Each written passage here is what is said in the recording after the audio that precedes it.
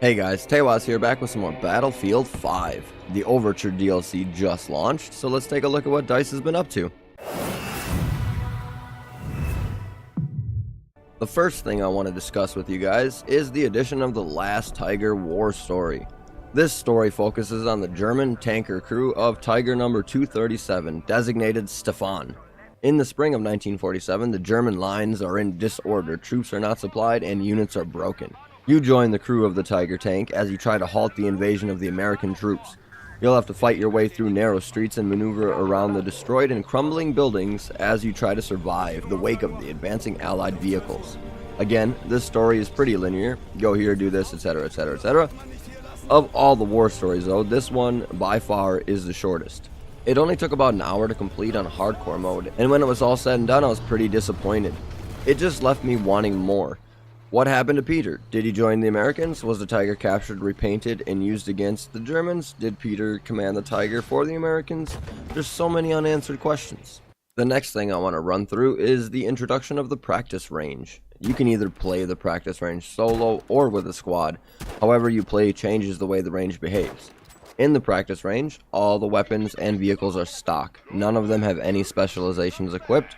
I'm sure the intent for this was for brand new players of the game to get a chance to get a feel for the weapons and vehicles without having to worry about dying. You know, you don't want to get in the tank and then immediately lose it for your team. That kind of sucks when that happens. For the gun range part of the practice range, you can try out a few different classes. Not all guns are available to test out, but you can try the STG-44 assault rifle and the Sten SMG, to name a few. So what do you do in the practice range? Well, you practice. You get to try out whichever of the classes you like, and basically you run around shooting targets. You have waves of dummy enemies that you have to destroy. By headshotting them, you receive tickets. As long as you have tickets, you can continue on. Go for as long as you can with whichever guns you need to practice with, and have fun. There are also planes and tanks you can try out, though the tanks didn't have the mini game like the guns did, and the planes have a few enemies to take out, while the bomber has a few bombing targets and enemies to take out. This introduction is pretty nice for those new players that want to get a feel for the game without getting wrecked on the battlefield. Moving along, Panzerstorm was added to the multiplayer map roster. It's only available right now on the Conquest game mode. A little tip, join a Rotterdam game if you want to get in fresh on the new map. Panzerstorm is up next on the queue for Conquest. The map, Panzerstorm, is massive. It takes place in the Belgium countryside in what basically accumulates to farmland. There are 8 capture points, A through G, and at the start of the match, each side starts with 6 vehicle spawns and a couple of planes. But with a few of the capture points allowing for more vehicle spawns, and with the accumulation of points, squad leaders can call in even more heavy artillery. The map can hold a total of 20 tanks. With this being the biggest Battlefield map yet, the potential for destruction is amazing. However, most of the map is open field. There are a few farms and even a church, but for the most part, it's open land. Because of the geography though, it makes for some interesting places that are sectioned off by hills. Even though the map is huge, firefights can occur at close range just as well as long range. I personally really like the addition to the multiplayer map roster.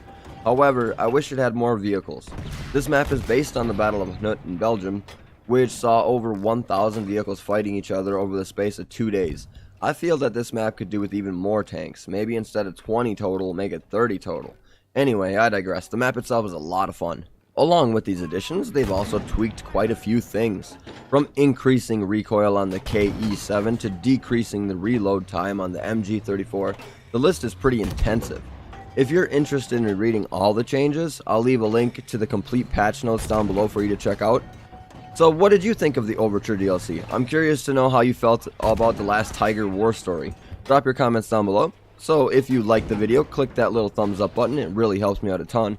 And if you're not already subscribed, please remember to do so for more history lessons, random and funny moments, and update videos just like this one. I hope you guys have a great rest of your day. I'm going to get back to work here, and I'll catch you in the next one. Later!